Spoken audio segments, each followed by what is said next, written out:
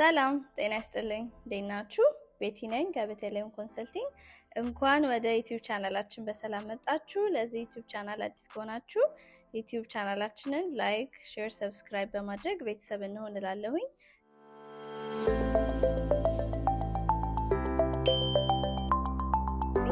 እንግዲህ በዚህ ዩቲዩብ ቻናል የምናወራው ወደዚህ ዩናይትድ አረብ ኤሚሬትስ መታችሁ መስራት የምትፈልጉ የጤና ባለሙያዎች ፕሮሰሱን ብዙ ጊዜ ትጠይቁኛላችሁ ዩቲዩብም ላይ ቲክቶክም ላይ እና ዛሬ በዝርዝር ሁሉንም መረጃ በአንድ ቪዲዮ ላስቀምጥላችሁ አስቤ ነው ማለት ነው የመጣሁት።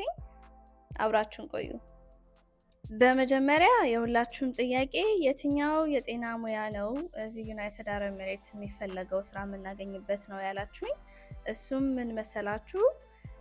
ሁሉም የጤና ባለሙያ ለምሳሌ እነዚህ ሆስፒታል ላይ በብዛት የምንሰራባቸው ማለት ነው ዶክተር፣ ለሐኪም፣ ነርስስ፣ ሚድዋይፈሪ፣ ላቦራቶሪ ቴክኖሎጂስት በዲፕሎማም በዲግሪም፣ ነርሲንግም በዲፕሎማ በዲግሪ፣ ሚድዋይፈሪም በዲፕሎማ በዲግሪ፣ ክሊኒካል ፋርማሲም እንደዛው ፋርማሲ፣ ላቦራቶሪ፣ ራዲዮሎጂ፣ አነስቴዥያ ያልጠቀስኳቸውም ሊኖሩ ይችላሉ ብዙ ጊዜ የምትጠይቁኝ ማለት ነው። እነዚህ ሁሉ ሙያዎች እዚህ ሀገር ላይሰንስድ ሆነን እንሰራባቸዋለን። ግን አሁን የአብዛኞቻችን ስህተት ምንድነው? ገና ከኢትዮጵያ ስንመጣ አንደኛ ዶክመንታችንን አውተንቲኬት አድርገን በስርዓት የሚያስፈልገውን ዶክመንት ሰብስበን አንመጣም። አሁን ከብዙዎቻችሁ ዶክመንታችሁን ስትልኩልኝ ካየሁት ማለት ነው።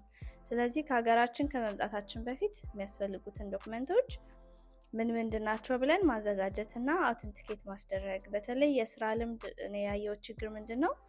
የስራ ልምድ ስትልኩልኝ የቆየ የስራ ልምድ ነው እና የቆየ አይሆንም። የቅርብ ጊዜ የስራ ልምዳችሁ በእንግሊዘኛ የተጻፈ ጉድ ስታንዲንግ ሰርቲፊኬት ደግሞ ላይሰንስ ከወጣችሁበት ቦታ የሚጻፍ ደብዳቤ ነው።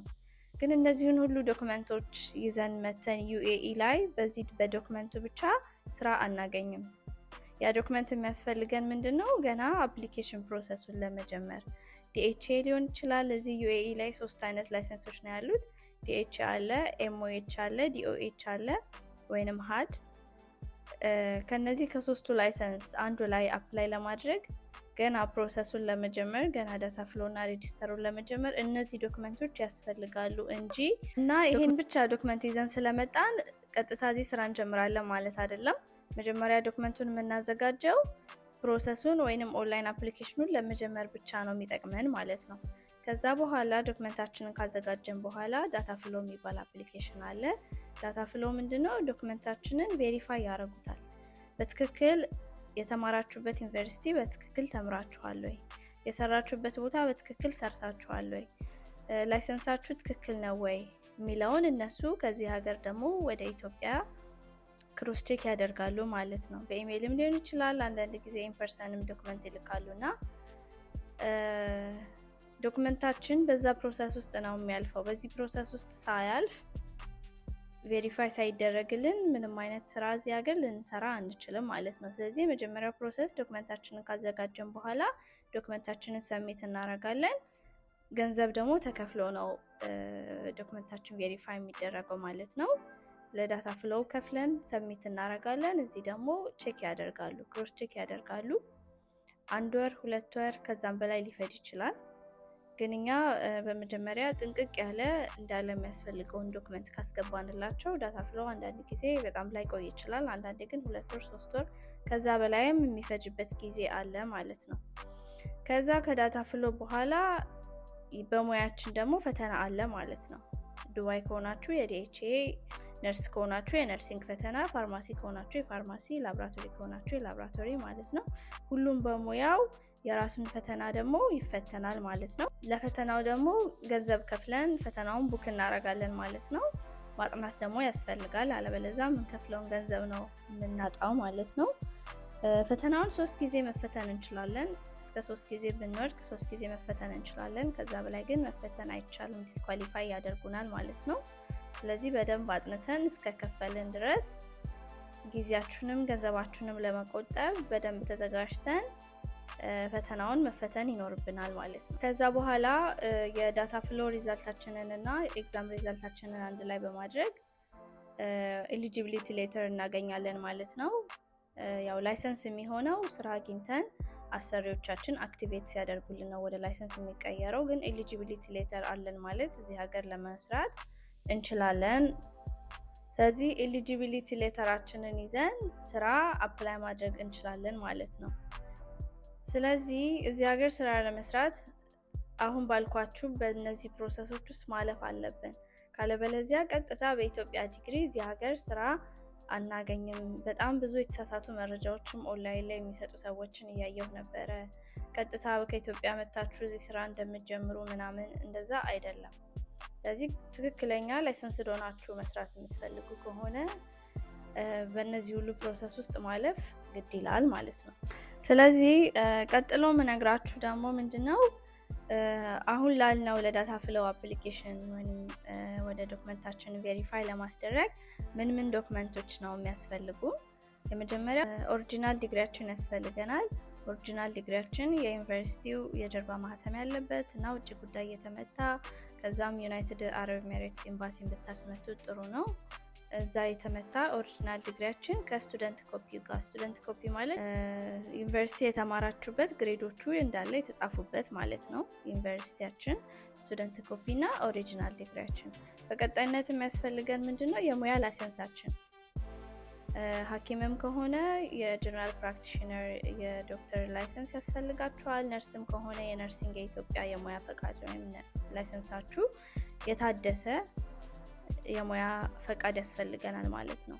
ቀጥሎ የሚያስፈልገን ምንድነው? የስራ ልምድ ነው። የስራ ልምድ 2 ዓመት እና ከዛ በላይ። ለነርሲንግ ግን ሚኒመም 6 months ኤክስፒሪየንስ ይበቃል። ስለዚህ ከሰራንበት ቦታ በእንግሊዘኛ የተጻፈ የስራ ልምድ ደብዳቤ ያስፈልገናል ማለት ነው።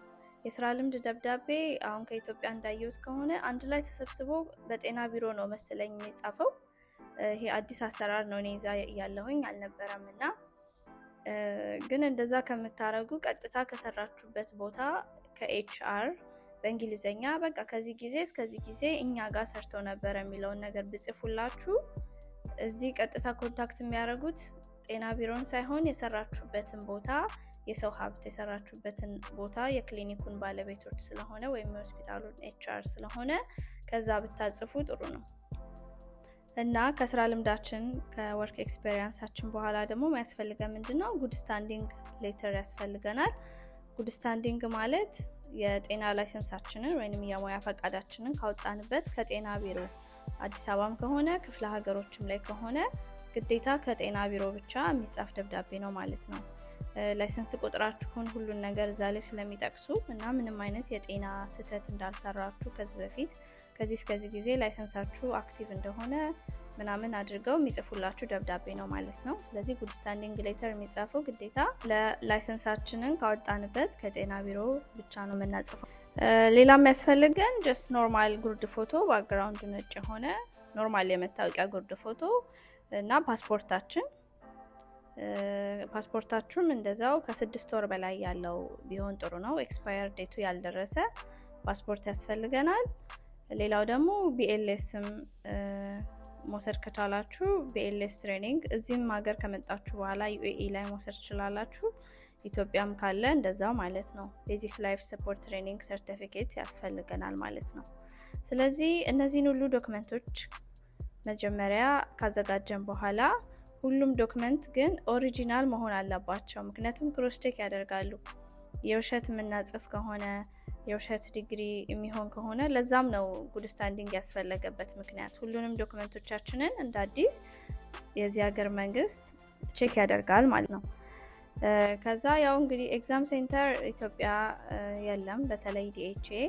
ስለዚህ ግዴታ እዚህ ሀገር መተን ነው ፈተና የምንፈተነው ማለት ነው። አይ ቲንክ አንዳንድ አፍሪካ ሀገሮች ላይ ያለ የትኛው ሀገር ላይ ዲኤችኤ ኤግዛም ሴንተር እንዳላቸው እርግጠኛ አይደለሁም። ስለዚህ ኤግዛማችንን ከፍለን ቡክ አድርገን ኤግዛማችንን መፈተን ነው ማለት ነው። ስለ ኤግዛሙ ዝርዝር መረጃ ከዚህ በፊት በሌላ ቪዲዮ መጀመሪያ የሰራኋቸው ቪዲዮዎች አሉ። ፈተናው 150 ጥያቄ ምርጫ ነው። 3 ሰዓት ይፈጃል። በኮምፒውተር ነው። ጀስት እንደ ላይብራሪ ቴንሽን ቦክስ ነገር ኮምፒውተር አለ። ቁጭ ብለን 3 ሰዓታችንን በአግባቡ ተጠቅመን ሁሉንም ጥያቄ ጨርሰን መውጣት አለብን ማለት ነው። ምንም መፍራት መደናገጥ አያስፈልግም። በተለይ ተመሳሳይ ፕራክቲስ ጥያቄዎችን ከሰራን ብዙ ጊዜ የዛ አይነት ተመሳሳይ ጥያቄዎች ነው የሚያጋጥሙ። እነሱን በደንብ ፕራክቲስ ማድረግ ይጠበቅብናል ማለት ነው። ጥያቄያችንንም ሳንጨርስ መውጣት የለብንም። ማለፊያው 60% ነው። ከመቶ ከ60% ካመጣን ፈተናውን እናልፋለን ማለት ነው። ሌላ እንዳልኳችሁ UAE ላይ 3 አይነት ላይሰንሶች ነው ያሉት። ስለዚህ ፈተናውንም ስንፈተን መርጠን ነው ማለት ነው። DHA ለዱባይ ከሆነ ዱባይ ሄልዝ አውቶሪቲ ለዱባይ ብቻ ነው። MOH ከሆነ የሚኒስቴር ኦፍ ሄልዝ ሻርጃ እንሰራበታለን፣ አጅማን እንሰራበታለን፣ ኡማልኮይን እንሰራበታለን፣ ፉጄራ ምናምን እንሰራበታለን። ቀጥሎ ደግሞ DOH ከሆነ የምንፈልገው DOHም እንደዛው ዱባይ ዲፓርትመንት ኦፍ ሄልዝ ወይንም ሃድ፣ እሱ ደግሞ አቡዳቢ እና አላይን ላይ የምንጠቀመው ላይሰንስ ነው። ስለዚህ ከሶስቱ እናንተ የትኛውን ነው የምትፈልጉት? እንግዲህ በዚህ ዙሪያ በደንብ መረጃ ፈልጋችሁ በየትኛው ነው ጥሩ ስራ የምናገኝበት፣ የትኛው ላይሰንስ የያዘ ሰው ነው ጥሩ ክፍያ የሚያገኘው የሚለውን እንግዲህ በደንብ ሪሰርች አድርጋችሁ ወይንም ደግሞ የሚያውቅ ሰው ጠይቃችሁ ከሶስቱ አንዱ ላይሰንስ መርጣችሁ ከሶስቱ አንዱ በደንብ ተዘጋጅታችሁ አጥንታችሁ እሱን ፈተና መፈተን ነው ማለት ነው። ከዛ በኋላ የመጨረሻው ፕሮሰስ የሚሆነው ምንድነው? ዶክመንታችን ተጣርቶ ጨርሷል። ዳታ ፍሎ ሪፖርታችን ሁሉም ነገር ትክክል ከሆነ ብዙ ጊዜ ሪዛልቱ ፖዚቲቭ ይመጣል። ግን አንዳንድ ጊዜ ከኢትዮጵያ ኢሜይል የማይመልሱ ከሆነ የተሳሳተ የስራ ልምድ የውሸት ምናምን ከሆነና እነዛ ያንን የስራ ልምድ የሰጧችሁ ሰዎች በትክክል እዛ እንደሰራችሁ ካላረጋገጡላችሁ እና ትክክለኛ ኢንፎርሜሽን ካልሰጡላችሁ ሪፖርቱ ኔጌቲቭ ይመጣል ማለት ነው። ያ ማለት ድጋሚ እንግዲህ ከፍለን ደግሞ ድጋሚ ቬሪፋይ ማስደረግ ይጠበቅብናል ማለት ነው። ሪዛልታችን ፖዚቲቭ ከሆነ ግን ቀጥታ ኤግዛማችንን ተፈትነን ወደ ኤሊጂቢሊቲ ሌተር አፕሊኬሽን ነው የምንሄደው ማለት ነው። ኤሊጂቢሊቲ ሌተር አፕላይ የምናደርገው እንደዛው ኦንላይን ነው። በኤልኤስ ይጠይቃሉ ብዙ ጊዜ። በኤልኤስ አንዳንድ ጊዜ ሲቪያችሁን ሊጠይቋችሁ ይችላሉ። ሁሉን ነገር ሬዲ አድርገን ኤሊጂቢሊቲ ሌተር አፕላይ እናደርጋለን። ኤሊጂቢሊቲ ሌተራችን ብዙ ጊዜ ከ2 እስከ 5 የስራ ቀናትን ይወስዳል። አንዳንድ ጊዜም ቶሎ ነው ሪፕላይ የሚያደርጉት። ስለዚህ አፕላይ ካደረጉን በኋላ ከ3 እስከ 5 ቀን የስራ ቀናትን መጠበቅ አለብን ማለት ነው። በዚያ መሃል ግን ምናልባት ጉድ ስታንዲንግ ሌተራችን 6 ወር አልፎት ከሆነ ድጋሚ አዲስ ይጠይቃሉ። እሱንም እንደዛው ማዘጋጀት ይኖርብናል ማለት ነው። ጉድ ስታንዲንግ ሌተር የሚያስፈልገው ለ6 ወር ብቻ ነው የሚጠቅመው። ከዛ በኋላ ኤክስፓየር ያደርጋል። ድጋሚ ማጻፍ ይቻላል እሱን ማለት ነው። ከኢትዮጵያ ድጋሚ ታጽፋላችሁ። ስለዚህ ድጋሚ ሰሚት ማድረግ ነው። ግን ኤሊጂቢሊቲ ሌተር አፕላይ ስታደርጉ ጉድ ስታንዲንጋችሁ ኤክስፓየር ካላደረገ ላይሰንሳችሁም አክቲቭ እስካሁን ከሆነ ሁሉ ነገር ሰላም ከሆነ ወዲያው ነው የምታገኙት። ካልሆነ ግን እነሱ ይሄን አሟሉ ይሄ ይቀራል ብለው እንደ አዲስ ነው ሁሉ ነገር ቼክ የሚያደርጉት። ምክንያቱም እዚህ ጋር ላይሰንስ ሊሰጡን ስለሆነ ድጋሚ ሁሉንም ነው ቼክ የሚያደርጉት። ስለዚህ ሜክ ሹር ሁሉ ነገራችሁ አፕዴትድ መሆኑን ኤክስፓየር አለማድረጉን ማለት ነው። ስለዚህ ያው እንዳልኳችሁ ነው ዳታ ፍሎው ከ2 ወር እስከ 3 ወር ከዛም በላይ ሊፈጅ ይችላል። ፈተናችን ግን ወዲያው በተፈተንን በ24 ሰዓት ውስጥ ማክሲመም በ3 ቀን ውስጥ ውጤታችንን እናውቃለን። ኤሊጂቢሊቲ ሌተር አፕሊኬሽናችንም እንደዛው ከ3 እስከ 5 የስራ ቀናት ሊፈጅ ይችላል፣ አንዳንዴም ከዛም በታች። ስለዚህ ሁሉንም እንግዲህ እጃችን ላይ ካስገባን በኋላ ቀጥሎ የሚሆነው ስራ ምንድነው? ቆንጆ ሲቪ አዘጋጅተን ስራ አፕላይ ማድረግ ነው ማለት ነው። በጣም ብዙ ስራ አፕላይ የምናደርግባቸው የጆብ ፖርታል ዌብሳይቶች አሉ እዚህ ሀገር። ሆስፒታሎች የራሳቸው ዌብሳይት አላቸው ስራ ፖስት የሚያደርጉበት። ኢንዲድ አለ፣ ሊንክዲን አለ፣ ጋልፍ ጆብስ አለ። በጣም ብዙ አሉ ስራ ፖስት የሚደረግባቸው እዚህ ሀገር እና እነዛ ሁሉ ላይ የሄድን ስራ አፕላይ ማድረግ እንችላለን ማለት ነው። ሲቪያችን በጣም አፕዴት መደረግ አለበት በየጊዜው። ለምሳሌ ነርስ ከሆናችሁና የተለያየ ዲፓርትመንት የሰራችሁ ከሆነ ኢመርጀንሲ፣ ፔዲያትሪክ፣ ሜዲካል ምናምን የሰራችሁ ከሆነ የምታዩት ማስታወቂያ የፔዲያትሪክ ብቻ ከሆነ የፔዲያትሪክ ብቻ ላይ ሞር ዝርዝር መረጃ ያለው ሲቪ ብታዘጋጁ እኔ እንደዛ እመክራችኋለሁ። ብዙ አይነት ሲቪዎች ብናዘጋጅ በጣም ቆንጆ ሲቪ ፎቶአችን ያለበት ፕሮፌሽናል ፎቶ፣ ዝርዝር መረጃ ስለ ትምህርታችን፣ ስለወሰድናቸው ትሬኒንጎች፣ የሰራንበት ቦታ ከዚህ እስከዚህ ጊዜ ውስጥ ደግሞ ቴኬር ያረጋችኋቸው በዛ በዲፓርትመንት ውስጥ የሰራችኋቸው አቴንድ ያረጋችኋቸው ኬዞች ደግሞ በዝርዝር ማስቀመጥ ይኖርባችኋል ማለት ነውና እንግዲህ ሲቪያችንን በየጊዜው አፕዴት ያደረግን ስራ አፕላይ ማድረግ ነው ማለት ነው። ሲቪያችን ቆንጆ ከሆነና ለፖዚሽኑ ፊት የምናደርግ ከሆነ ሴሌክት አድርገው ለኢንተርቪው ኢንቫይት ያደርጉናል ማለት ነው። ደግሞ ሌላ የምጠይቁኝ ጥያቄ ምንድነው ይሄን ሁሉ ፕሮሰስ ወጪውን ራሳችንን ወይ ከቨር የምናደርገው ትሉኛላችሁና አዎ ሁሉንም ወጪያችንን ራሳችንን ከቨር የምናደርገው የትራንስፖርት ይኖርብናል፣ የፍላይት ቲኬት፣ ቪዛ እንገዛለን፣ እዚህ ሀገር ስንመጣ ስራ እስክናገኝ የምንከራየው ቤት ይኖራል፣ እንዳቅማችን ከርካሽ ጀምሮ እስከ እንዳቅማችን ውድ ድረስ ሼሪንግ ሩሞች አሉ፣ ቤድ ስፔስ ምናምን ማለት ነው። አንድ ክፍል ውስጥ ብዙ ሰው የሚኖርበት ወይም ደግሞ የራሳችንን ስቱዲዮ ዋን ቤድሩም አፓርትመንቶችም ተከራይተን መኖር እንችላለን ማለት ነው እንደ አቅማችን። ከዛ ደግሞ ያው ወደ ኢንተርቪው ስንሄድ ለአንዳንድ ነገሮች ደግሞ ለትራንስፖርት ገንዘብ ሊያስፈልገን ይችላል፣ ለምግብ ሁሉን ነገር ኮንሲደር አድርጋችሁ በደንብ ተዘጋጅታችሁ ብትመጡ ሪከመንድ አደርጋችኋለሁ። እዚህ መታችሁ እንዳትቸገሩ ማለት ነው። ስለዚህ ያው ምንም አይነት ስፖንሰር የለንም፣ ሁሉንም ወጪያችንን ራሳችንን ከቨር የምናደርገው ማለት ነው። ከዚህ በተጨማሪም እንዳልኳችሁ ለፈተናው ምን ከፍላለን፣ ለዳታ ፍሎው ምን ከፍላለን፣ ኤሊጂቢሊቲ ሌተር አፕላይ ስናደርግም እንከፍላለን ማለት ነው። ስለዚህ ይሄንን ከግምት ውስጥ በማስገባት በደንብ ተዘጋጅተን እንምጣ እላለሁኝ።